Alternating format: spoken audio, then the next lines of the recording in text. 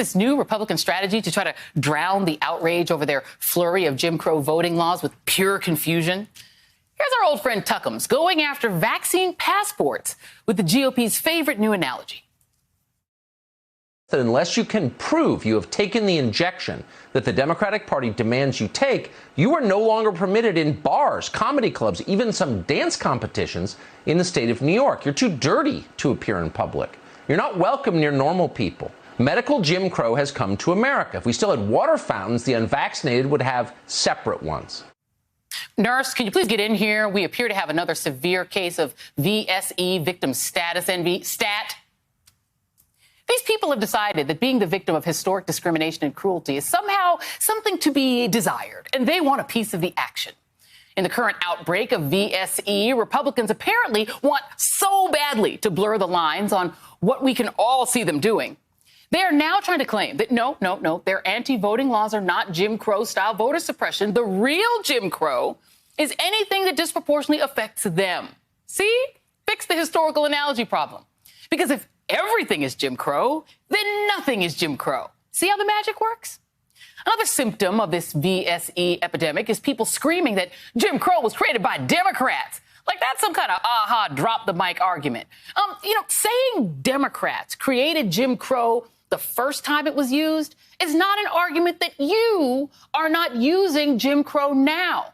By that analogy, since black people created rock and roll, you can't call Elvis a rock and roll artist because only what black people did in that musical style is rock and roll. No Beatles, no Rolling Stones, none of that can be called rock and roll because that's a thing only black people did. See how horribly that would work out? And here we go again, having to explain to Republicans that at the time the Democrats were doing Jim Crow, they were the conservative Southern-based party, and Republicans were the more liberal Northern-based party. Pop quiz. Who's the conservative Southern-based Confederate flag-waving, Confederate general revering party now? The party has switched ideological sides. I know, history is weird. P.S. I doubt that this heckler is a Biden voter.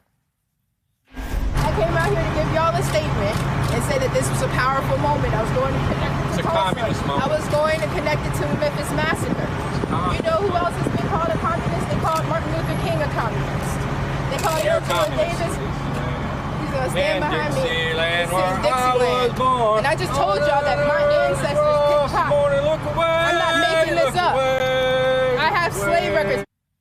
It looks like the idiots that stormed the Capitol. And I don't know who needs to hear this. Okay, Tuckums is who needs to hear this. But requiring people to wear a mask or show a little card that says you aren't going to kill everyone around you by coughing on them isn't Jim Crow targeting the disproportionately Republican vaccine refusers and anti-maskers any more than no shirts, no shoes, no service is Jim Crow that targets naked people.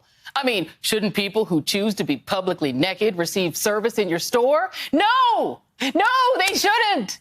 You should be able to exclude naked people from rubbing their bare asses around your Walmart chain. That's just common sense. But you can't exclude people based on immutable characteristics like race or gender or sexual orientation. That's the difference. I can't believe I have to explain this to adults.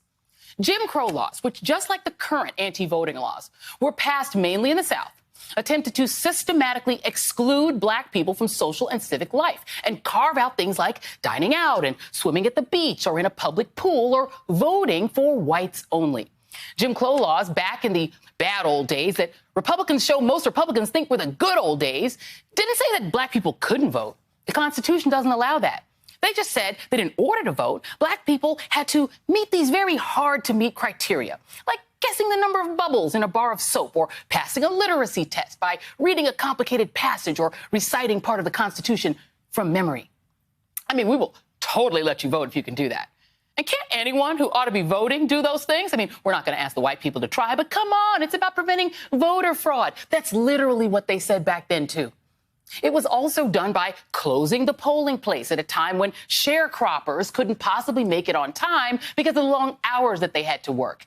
And like the current version, the old Jim Crow laws often caught up some white people who might vote the wrong, meaning liberal way, too, by design. In Georgia, their brand new Jim Crow voting law is already working as designed.